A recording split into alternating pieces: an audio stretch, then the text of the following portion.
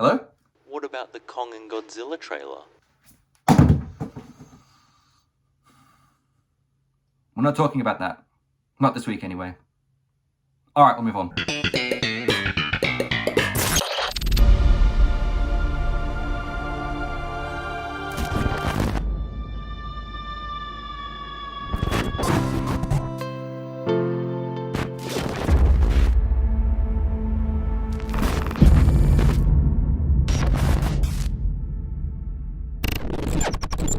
Welcome back, ladies and gentlemen, to episode 4 of Trailer Tracked, the post-Super Bowl special, or the everything else special, I guess. So pretty much today what we're going to be doing is just talking about everything that came out within the last 2 weeks that wasn't Super Bowl related, so I didn't really want to talk about that. So we're back today, and we've got a lot of trailers to get through, a lot of news to get through, so I'm just going to go straight into it because just not enough time for an intro. These things go for a really long time.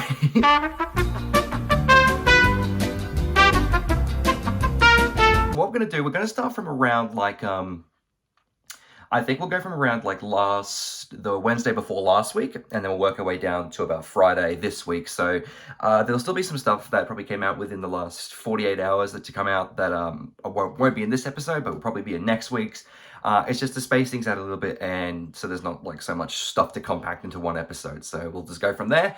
And yeah, we got a lot of trailers to talk about, so let's do it. So to start things off today, we're going to quickly talk about the Godzilla, Kong, the new Empire trailer, the newest installment of Legendary's multiverse, Monsterverse, that's currently happening. It released its trailer a couple weeks ago on a Wednesday. Second look of it, not really much to take away from it, but we'll quickly go through it. So Godzilla and Kong the New Empire coming out March 31st. The trailer promises plenty more monkey fights and monkey chest bumps, Godzilla going blue and pink, and also the return of Rebecca Hall and Brian Tyree Henry reprising their roles as Dr. Andrews and Bernie Hayes from Godzilla vs. Kong, along with Kaylee Hoddle returning as Gia as well. So the trailer, it still doesn't really give us too much to work off of. We got a couple new monsters that are going to be probably challenging the title for King. Looks like a new sort of ape-like creature. And I think another one that they're also alluding to, but again, not much to work off of there. The trailer itself, it looks fine, I guess. If you want just turn your brain off type of movie, this looks like it's going to be one of those cases where it's just turn your brain off, go to the movie and watch a monkey and a giant lizard fight whatever giant creatures come around that way. The colors do look a bit nice. I do like the color grading a lot, at least with maybe King of Monsters, Godzilla vs. Kong, and this one, the first one didn't really have much. It was trying to go for more of a dark, gritty look.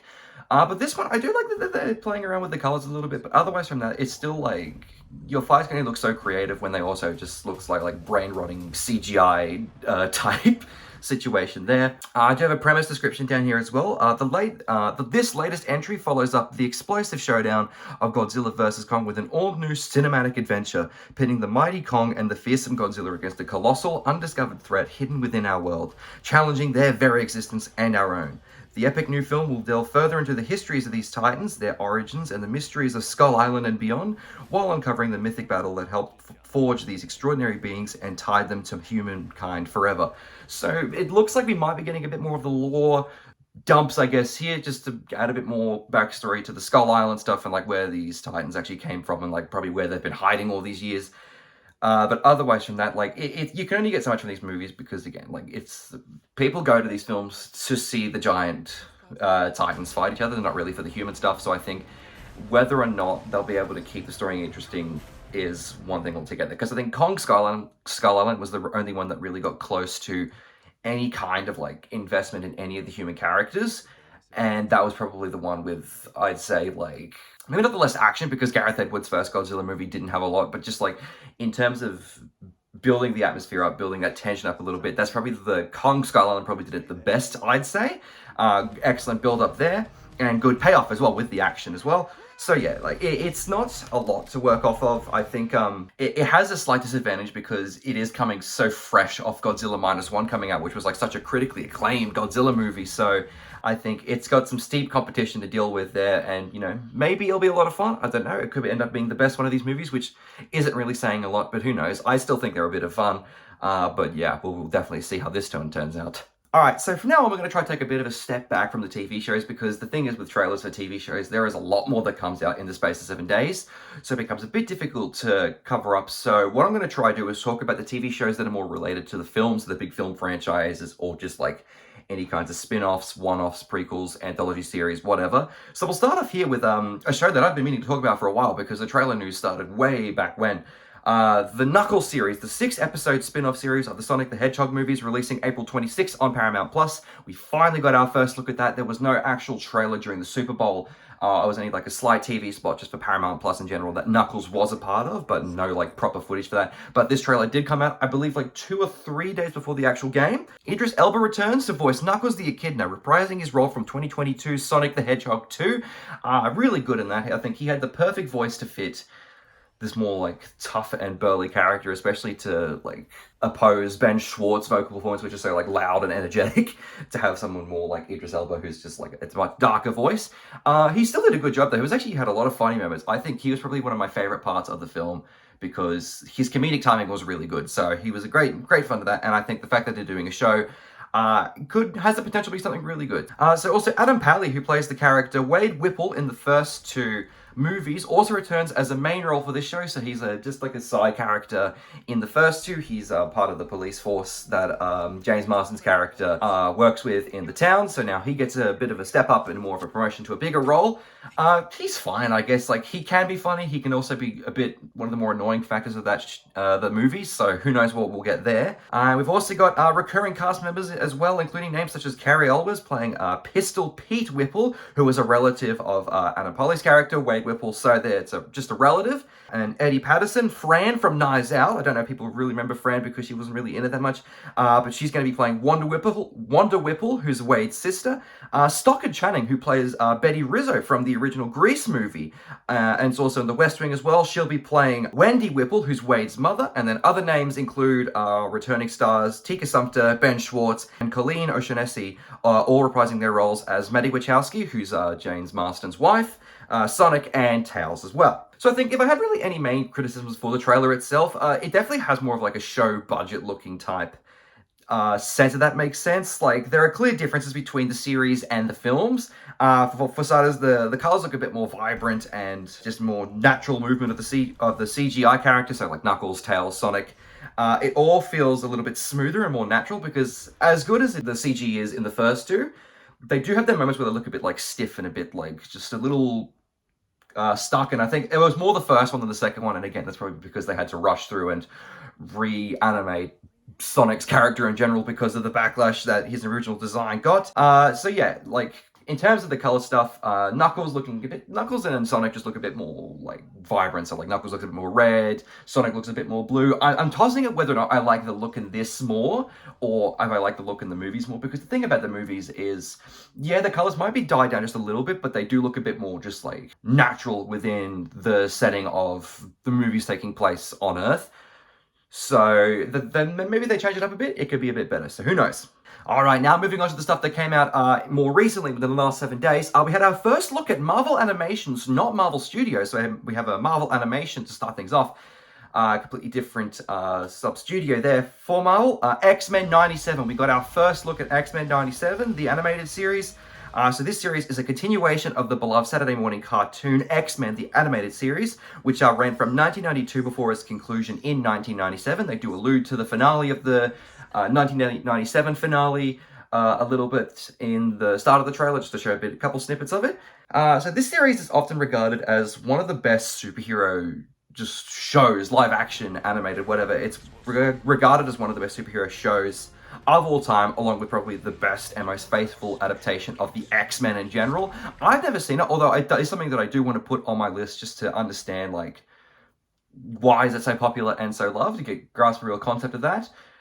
So that plus, I got to prepare for the continuation of the series as well, because I am curious to see what they do. So the series has actually been confirmed to not be canon to the MCU by one of the showrunners for this show, so it is its own thing. They're not going to try and incorporate X-Men 97 into the Marvel timeline. It is its own thing by itself. They're just continuing the animated series as it was, so don't expect any Avengers to pop up anywhere. Only real teasers we got of other heroes was there was like a Daily Bugle newspaper front page that flashes by for a couple seconds, and it has a mention of Spider-Man, and I think Eddie Brock's mentioned there as well. That's about it. Like, we don't really, I feel like it'll just be those kind of like on the nose sort of touches, kind of references. So there were many rumors that the X-Men 97 was going to be Marvel's way to integrate mutants into their universe. And it was something that was even teased in Doctor Strange and the Multiverse of Madness, and the Marvels, because they kept reusing the musical motif of the theme song. We should tell him the truth.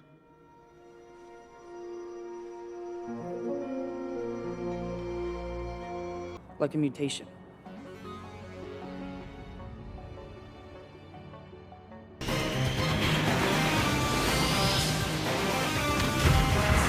And many of the voice actors as well from the original 90s series are actually coming back to reprise their roles. I got some names here. We got Alison Seeley-Smith is returning as Storm, Cal Dodd returning as Wolverine, Lenore Zan is returning as Rogue, George Boozer as Beast, and they're also bringing in newer voices as well to portray characters like Charles Xavier, Cyclops, Jean Grey, and Magneto. So there is a bit of change there. It's not like the complete cast coming back, so they've got to change some things up, and then there'll probably be some newer voices, which I don't think I'll be too bothered by, but I know hardcore fans of the show might have a bit of a problem adjusting to. Just this Thursday, actually, we got the first trailer for Borderlands, a movie that's going to be releasing August 9th. The interesting thing with Borderlands is I've never played the game, so I don't really have a lot to go off of. I've seen plenty of, like, clips and pictures of it, so there's only so much I can go off of, so I'll try my best to provide a bit of context here without going too far into, like, proper lore, gameplay, story type stuff, because I know nothing about it. I'm actually interested to see how it turns out, because it is one that was going through production hell for a while. There was a lot of stuff happening behind the scenes, so it's one of those video game adaptations which, again, could end up being really good or could end up being a big mess. It's a risk with all of these video game movies. Like, they try their best to be as faithful as they can, but you can only do so much. The cast itself, though, is okay. There are a couple names that I'm a little thrown off by. You got Kate Blanchett playing the main character Lilith. Kevin Hart is playing a character called Roland in this. Jack Black is voicing Claptrap as he continues to add yet another video game role for Jablinski Games. He adds another video game character to his resume, because apparently he's just building it up. He's played Bowser in the Mario movie. He's going to be playing Steve in the live-action Minecraft movie. Still have no idea how that's going to turn out, but sure. I'm not going to say no to more Jack Black. Ariana Greenblatt as well is also in this movie. She's going to be playing Tiny Tina. Other major names that are in this include people like Jamie Lee Curtis, Florian Munteanu, Gina Gershon, and the one that I'm actually most excited for, because I had no idea that he was in this, and now that I know, he probably won't have a big role, but it'll still be cool to see him on the screen. Benjamin Byron Davis, who is best known as the voice actor for Dutch Vanderlyn in the Red Dead Redemption series. Very, very excited about that. I think he's such a good vocal actor. So no idea if his appearance is going to be like physical, or if he's going to be voicing another character as well. No idea if that's going to be the case or not, but that gets me really excited. I like that they give some of the video game actors a chance to perform in these movies as well, because I can't remember now, but I do think that there was also a mention in the cast list that someone who played a character in Borderlands 3 is also going to be playing a character in this as well. So yeah, the trailer itself, it looks like a lot of fun. I think, in terms of, like, from what I've seen, it looks like it matches the style of the games very well. It looks like it's going to be very, like, crazy action type stuff. It kind of gave me, like, some of the imagery gave me some Mad Max vibes, but not, like, ridiculously, like, oh yeah, this is exactly like Mad Max. Just like, it gives you that kind of impression of, like, post-apocalyptic landscape, and you've got some, like, very vibrant colors happening around the scenes, and then you've also got, like, all these ridiculous action stuff happening throughout it. The jokes in the trailers not really landing a lot for me, which is, I think, probably could end up being the killer blow for this movie, because, like, you try to force too many jokes down, it's not going to work out the way they probably intended it to. I think Kevin Hart especially, he's like, I don't know what he's doing. He's not playing himself, which is probably a good thing, but it's also like, it feels like he's a bit restricted, so I don't really know what to take away from that as well. Kate Blanchett, I think, will be doing fine. I think she can't really do much wrong when she's acting. I can't really think of any roles where she's been, like, really, really bad, and she usually knocks it out of the park. Probably, again, Jack Black, like, as a voice performance, he'll probably do the best he can as well. I think he'll have a lot of fun with it. We do have a premise for the movie as well, so just to add, like, any kind of backstory to this. So Lilith, an infamous outlaw with a mysterious past, reluctantly returns to her home planet of Pandora. to find the missing daughter of the universe's most powerful SOB, Atlas. Lilith forms an alliance with an unexpected team. Roland, a former elite mercenary, now desperate for redemption. Tiny Tina, a feral preteen demolitionist. Krieg, Tina's muscle-bound, rhetorically challenged protector. Sounds a lot like Drax the Destroyer there. And Tanis, the scientist with a tenuous grip on sanity, and Claptrap, a persistently wise-ass robot. These unlikely heroes must battle alien monsters and dangerous bandits to find and protect the missing girl, who may hold the key to unimaginable power. The fate of the universe could be in their hands, but they'll be fighting for something more. Each other. Aw, how sweet. And cuts to many scenes of them committing horrible acts of murder throughout the trailer.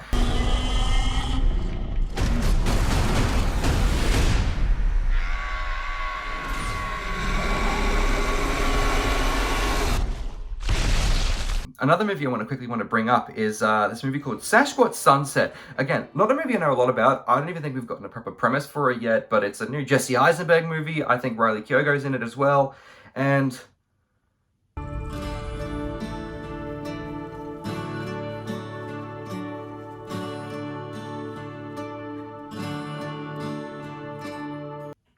it is one of the scariest things I've ever seen. Some of the actors in like this Sasquatch makeup and costumes, which like looks good from a makeup standpoint, but in terms of like watching it, it's unsettling to look at. And I think the trailer itself, it's sort of beginning it's gonna be like one of those weird comedy movies, and I don't really know how to talk about it because there's so much of this movie that just made me like raise my eyebrows or just sort of like recoil back in surprise. And yeah, it's a bit disturbing, so might not see that, but it's going to be one that I watch out for like more marketing stuff just out of pure curiosity. It's kind of like a Winnie the Pooh type thing. I definitely don't think I'll be seeing it, but out of morbid curiosity to see like, is it the dumpster fire that it looks like? We will see. And finally as well, we got our Fantastic Four cast announcements of the MCU's movie, which is supposed to come out, slated to come out next year. I think next July from memory. I might have to double check that. So we got a cast announcement and a sort of like mini promo image poster type thing. So we got our official cast. Pedro Pascal is going to be playing Reed Richards, Vanessa Kirby as Sue Storm, Joseph Quinn as Human Torch, and Ebon Moss-Baratheon as The Thing.